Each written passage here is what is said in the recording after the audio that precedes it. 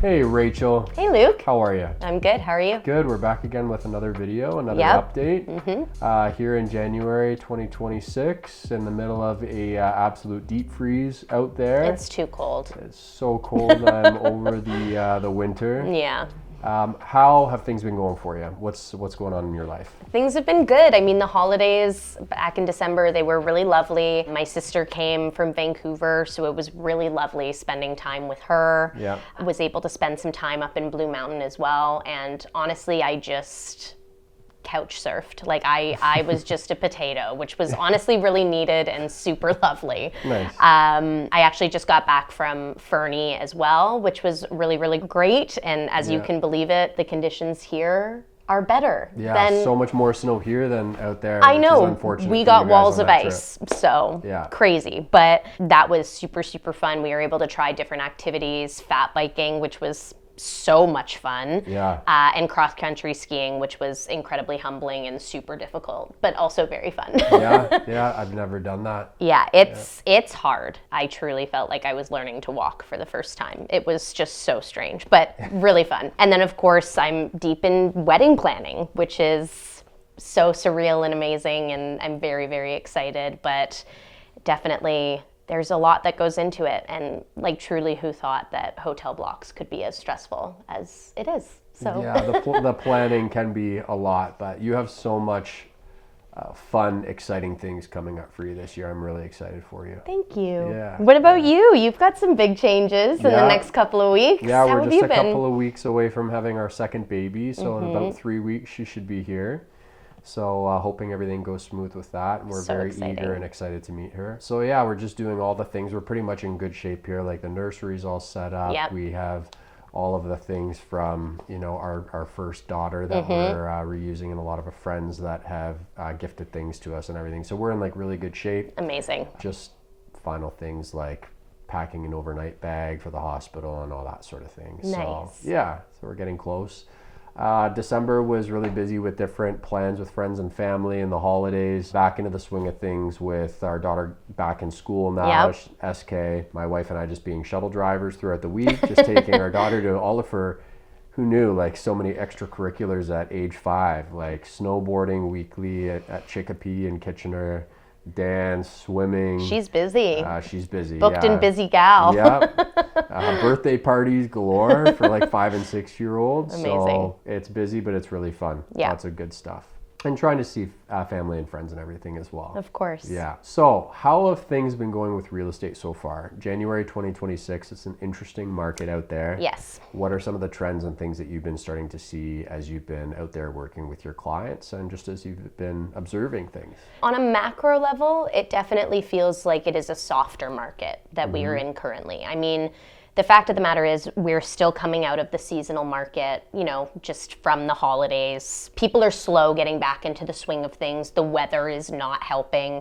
People actually can't really see the product that they're buying right now. So that presents some hurdles and challenges. But I think the bigger issue that we are seeing right now is just this overall feeling of economic uncertainty. Yeah. There are those geopolitical influences, the looming trade war between Canada and the US. Yeah. There's slower growth, the unemployment rates. So all of that is why we're seeing softer demand. There's more listings, there's more price sensitivity. We're seeing that across the freehold market and especially within the condo market as well. We saw the rates come down throughout most of 2025, but the feeling now is that it's less about rates and just more about consumer confidence and the effect that the economic market has on the real estate market. Right. Confidence is just not to be had in this market right now, and we're trying to instill that in our clients for sure. So Luke, what are you particularly seeing in the market right now? It's interesting out there. December, quiet. That's pretty typical for that month. We've had some very busy Decembers in the past, but this past December was not. We had a couple things trickle in. January has been slower this January than it was last January. Yep. And I think what you've talked about with some of the macro trends, I think you're spot on with that. That being said, I've been getting a lot of calls over the last several weeks from both buyers and sellers looking to either buy or sell in 2026. People are in the information gathering phase right now. Yes, yeah. I've had some sellers that are thinking they want to list in the spring, which will be interesting because I could see maybe a lot of listings all come to market at the same time in the spring. And if we don't see the demand increase to match that new inventory, we may see a bit of an oversaturation of listings on the market at that time. I've seen some product come to market and get multiple offers in January. You know, there, as an example, there was a recent $4 million sale in Ancaster, which is a really high price point where there hasn't been a lot of movement over the last several months. And this particular property about a week ago ended up was listed and had competing offers on it, and they got full price. Another apartment style condo in Dundas in one of the Creekside buildings sell over asking with multiple offers. And then you're seeing other stuff just sit for a long period of time. So it's really interesting because there's kind of these little niche bubbles where there is a good amount of demand, and then other areas where it's a little bit quiet. Yes.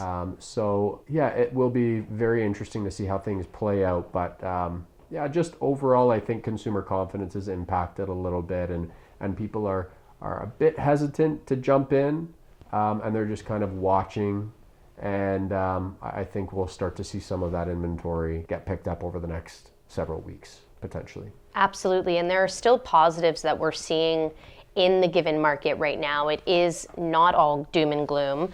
The niche products, kind of what you were talking about, the rare offerings, those are still moving. If you are priced well, if the home is prepared well and marketed well, things do end up selling. And it is a great opportunity for first-time home buyers to, dip their toe into the market, get into the market, and for those looking to move up and upsize as well. And it's important for those people to remember that, sure, you may be taking a little less when you sell, maybe less than you expected, but you're also going to be purchasing for less too. So it really is all relative and can be a bit of a wash at the end of the day. Yeah, I think it really takes, for sellers specifically, patience in the market that we're in right now. Really having a close look at stats so that you can manage your expectations and understand what the norm is in terms of day on market and list to sale price ratio and average pricing and all those sorts of trends, which we always walk our clients through. And then,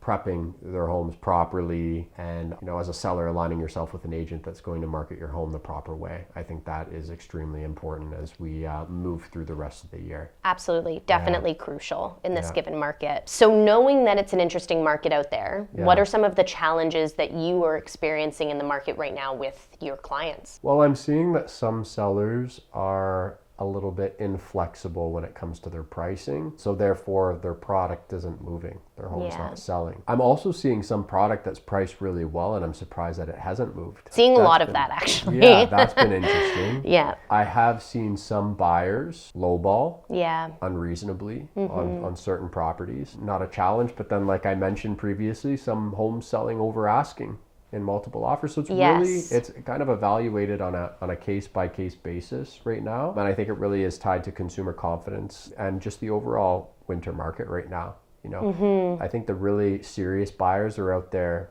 looking, but the snow, I know people kind of heard people laugh at it before, thinking that like we live in Canada, of course there's snow. Is that really a factor impacting somebody's decision? But I do think that it does limit some buyers. And also the amount that we've had. Like we haven't had this amount of snow in quite some time. So I think that's also an important factor. But yes, it is a reality of where we live, for sure. Absolutely. One of the other challenges is I have some really great buyers that are actively out there. We're looking for certain product, and although you look at the stats and it shows that there's a lot more inventory that's available right now, we can't find the type of inventory that they're looking for. Yeah, the specific inventory is lacking for a lot of our buyers right now. It will happen in time, but that is a challenge that I'm experiencing right now. I have some good buyers, but the product's just not there.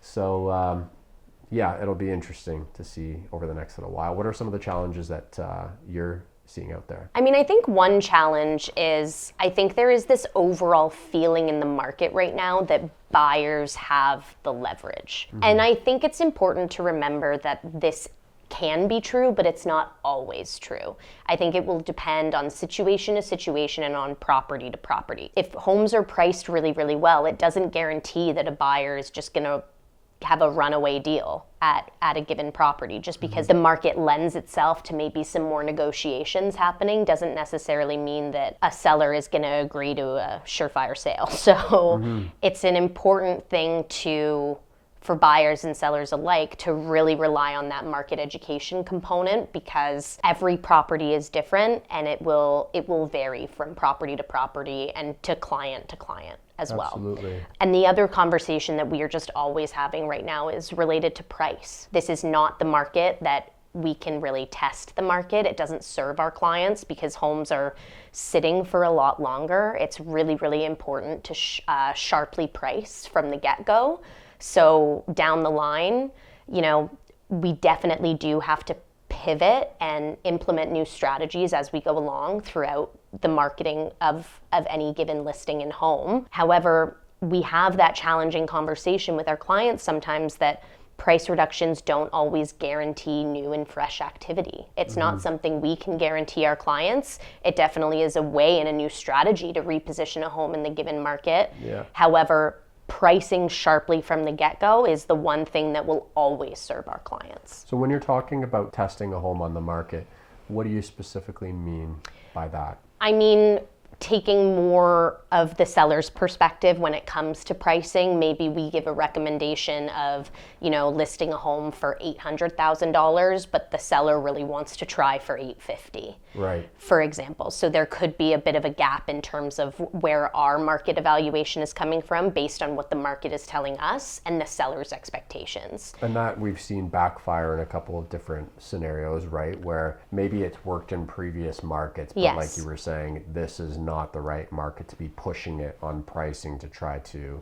see, maybe we can get an extra 100,000 or an extra 50,000. Totally, and that can always be a challenging conversation because ultimately we go into any appointment with the seller saying our goal is to get you the most amount of money at the end of the day. We want you to have a very successful experience with us and also have the highest return. Right. So sometimes sellers maybe feel a bit of resistance when they hear from us that our number is lower than what their expectations are, but really what we're doing is serving them at the end of the day because they'll end up losing more by trying for more in the beginning. Right, because we've seen situations before where a seller will push it on their pricing, and then if they lag on the market for an extended period of time, the risk with that is that a home potentially goes stale. There's a bit of a stigma associated with it because buyers and agents will see how long that property's been sitting on the market for.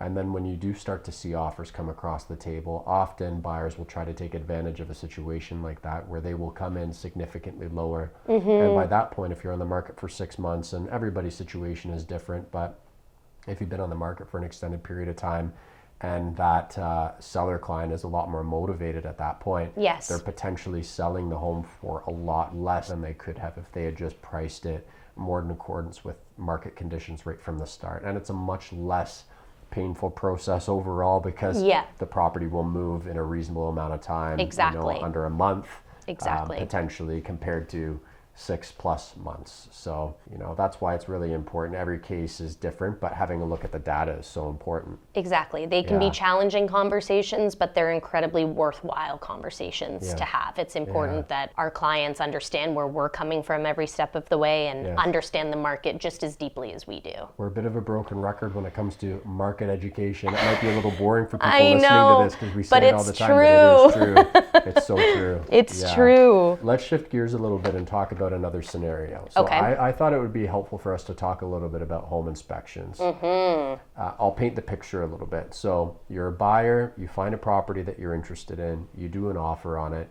and you make your offer conditional upon having a qualified home inspector go through the property with a fine-tooth comb from top to bottom. You do the home inspection, you find a few issues in the inspection. What are your options as a buyer? You have a couple different options. The first is you can accept the reality of the inspection and all of its issues and move forward with the purchase as was written in the agreement of purchase and sale, that conditional agreement. Yeah. Another option is if you're uncomfortable, if there are deal breakers or red flags that are coming up in the home inspection, you can walk away and get your deposit back in full and returned to you entirely. Or the third option is there could be an opportunity to renegotiate. Right. So you could ask the seller to remedy particular issues that are of greater concern, Right. or you could maybe have the opportunity to renegotiate price as well. But it ultimately depends on the issue or issues that ultimately come up in the home inspection. Right. So if, let's say, a buyer did want to renegotiate, if they're uncomfortable with a couple of things in the home inspection, but they don't necessarily, or they're not ready to walk away yet, they want to see if they can renegotiate the deal. Right. What issues would you consider to be reasonable versus unreasonable? Yeah, this is a great question. A lot of our clients will turn to us in a situation after an inspection has been done when we have the list of potential issues. And I just wanted to highlight, home never passes or fails a home inspection. Yes. The goal of the inspection is just to bring potential issues forward and also to prioritize when certain things are done. Exactly. So I think that it would be reasonable if it was a health, safety, or insurance issue that comes up. And a few examples of that would be, maybe it's discovered in an inspection that there's a specific type of plumbing that's called high-tech plumbing that was very common in the 2000s and the early 2000s. And you can't get home insurance with a home that has high-tech. And it's the red and blue piping with a very specific code on the side of it, and there can be different codes associated with it. That would be something, if it wasn't disclosed to us up front and it wasn't easily visible, that it would be reasonable to go back and try to negotiate. I think as well, if there's old, we sell in lots of old homes, the original wiring was knob and tube wiring. That's also an insurance issue and a health and, it's a safety risk. So if that's discovered, that can be an opportunity to go back and renegotiate. Also, structural issues, that can be a big thing if it's discovered. It's not always super visible during a preliminary viewing with us with our clients. If we get an expert in and it's discovered that there's a major structural issue, that can be something. A furnace, if there's a cracked heat shield, which can pose a carbon monoxide risk. Those are all examples of things that are reasonable. Mold in the attic. We don't stick our head in the attic when we're going and showing our clients' homes unless there's an easily accessible knee wall or something like that we can look through. So those are all examples. An unreasonable example, or a few examples, would be the listing on paper does not mention anything about the furnace or air conditioner. When we go through with our clients for their first viewing, it's very visible that the furnace and air conditioner are old equipment. Maybe there's rust on it. It's very obvious it's old. Yeah. And then a home inspector points out, the furnace and air conditioner are at the end of their life expectancy. Well, we're doing our job with our client. We're pointing it out to them when we're going through the property that it's old equipment, but it's also easily visible. So I don't think that would be appropriate to ask for money off. Totally. Because of that. Or in the warmer months when you can easily see roof shingles, and if it's very obvious the roof is at the end of its life expectancy, the shingles are curling, all the granule material has worn off on it, and then the inspector says, you need a new roof. I don't think that it would be reasonable to ask for money off associated with that. So I think it is, we've done so many home inspections. It's an opportunity for our buyers to turn to us and ask, is this reasonable? Is this not reasonable? So what I'm hearing you saying as well is that it really comes down to what is known versus unknown. So if it's known in the initial viewing as, as you said, the rusty furnace, or, trim and baseboards that are warped or have cracks and whatever, any cosmetic repairs, you can't then go and have a leg to stand on because that was all known information. However, if you learn of something unknown that presents a health, safety, or insurance risk, then that typically is usually warrants ground for renegotiation. Yeah, and most sellers will work with a buyer if it is a health, safety, or insurance issue. Some sellers won't, but I think that it's really important for those sellers to reflect on the fact that it's their duty to fully disclose. So if the deal ends up falling apart with the existing party and they have to go back to market, now that issue has been brought forward, it's that seller's responsibility to disclose that to any interested buyer. So I think that's really important. For sure. Another question I have, so in the event that the seller misrepresents when an improvement was done, could you go back and renegotiate based on that? So for example, on a furnace, If it's represented or stated in the listing that the furnace was updated in 2022, and then it's learned in the home inspection that, oh no, this furnace was actually put in 2015, that is, a 7-year difference. What would a buyer be able to do in that situation? Absolutely. I think it would be totally reasonable to go back and try to negotiate the price down if there was some material fact about the property that was misrepresented, for sure. And it also exposes the seller to a legal issue if they don't work with that particular buyer in that sort of situation. So I think that would be totally reasonable. But it's important just to evaluate these things on a case-by-case basis. Every situation is different. Sometimes there's totally reasonable things that you'll go back and try to renegotiate with the seller on, and the seller digs their heels in and they're not going to adjust at all. And then your buyer has a decision to make at that point. Are they still going to move forward, or are they willing to walk away from the deal altogether? And absolutely, every buyer and seller client's different. So totally, it's very subjective. Yeah, there's no one way that these deals unfold. It's just our role to try to help them navigate that interesting process. Another point on this that I think is important to note on is, I don't know if you've had this, but I've had clients in the negotiating process of the initial deal, when talking about inserting a home inspection clause or condition, they ask, does the home inspection present an opportunity for us to continue negotiations? Right. And my response to that is always, it could. There's a possibility of that, but there's no guarantee of it. For sure. And it's important for when representing a buyer client that they know that up front. Like, the true negotiation should happen prior to the conditional period. Yes. Negotiations that happen within the conditional period related to a home inspection are totally reflective of what comes up in that home inspection. Right. And it totally will vary on a case-by-case basis, property to property, and also the scope of issues. Yeah. So that's always something that I level with my clients as well. Agreed. So looking ahead, we're almost in February, which I can't believe. Yes. We've talked a lot about the market of where we're at currently. Where do you ultimately see the market going? Oh, that is a hard one to answer. I know. Another question we get all the time. I wish we had a crystal ball. I know. We don't. Well, I think that 2026 will probably feel pretty similar to 2025 in terms of overall activity. I think that we will likely see, when the spring market arrives, I think we'll see new inventory come to market. We may see a bit of an upswing in overall activity at that time. I think that there will likely, in certain price points and with certain product, there will be continued downward pressure on pricing, especially if we see a bit of an oversaturation in listings. I think it's really dependent on what happens between Canada and the US. We have the upcoming trade negotiations happening, with the trade agreement being renegotiated this year,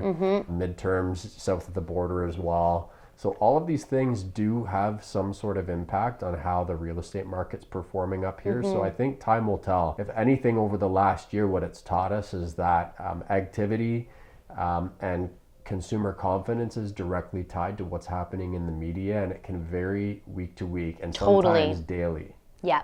With the headlines that are coming out. So we'll just have to continue to monitor and advise our clients. And if we need to pivot a strategy based on a change in some sort of situation, we can always do that. What do you see happening in the year ahead? I definitely am aligned with you in terms of where I see the market going. I think also a big conversation that we're going to be having for most of 2026 is about market timing. I think looking ahead for the next couple of months, as we kind of spoke about earlier, I think there are a lot of sellers in the information gathering phase trying to understand where their property value is at to prepare for maybe entering in the spring market. And I think a lot of people will probably hit the market once all of this snow has fallen, maybe once the temperatures are a bit warmer, those seasonal peaks that we see in the market. Kind of maybe later in March into April is where we're going to see average sale price in Hamilton probably increase. But I think the conversation we're also having with a lot of clients right now is, do we try and beat the spring market? Do we maybe list at the end of February, beginning of March, before the snow falls, to try and beat what could be a huge influx of inventory? So again, I think the conversations surrounding market timing are going to be very, very important throughout this year, because it's really all about positioning yourself in the product that you have within a market that can be a bit tricky for a lot of people. You said something in there that was interesting. We've talked about it in previous videos that we filmed, but yeah, beating that spring market, which we did have a few cases last year with some great success, where I think if we had been a couple of weeks later on the market, we would not have secured that sort of sale price. So that is also a conversation that I've been having with some of my seller clients as well, and something that people are weighing out. Absolutely. Yeah, it's going to be really interesting. The next video that we film, there's going to be some changes because our baby will be here. I know. So I apologize in advance if I'm a little tired on the next one. Hey, that's okay. But you're allowed to be. Yeah, really excited for that. And I mean, we'll have an update on what the first quarter has looked like in the next video. So stay tuned. In the meantime, you and I will be out there with our clients, just hustling and trying to serve our people and see what happens, right? You bet. Always. Yeah. Okay, thanks for your time. You too. Yeah.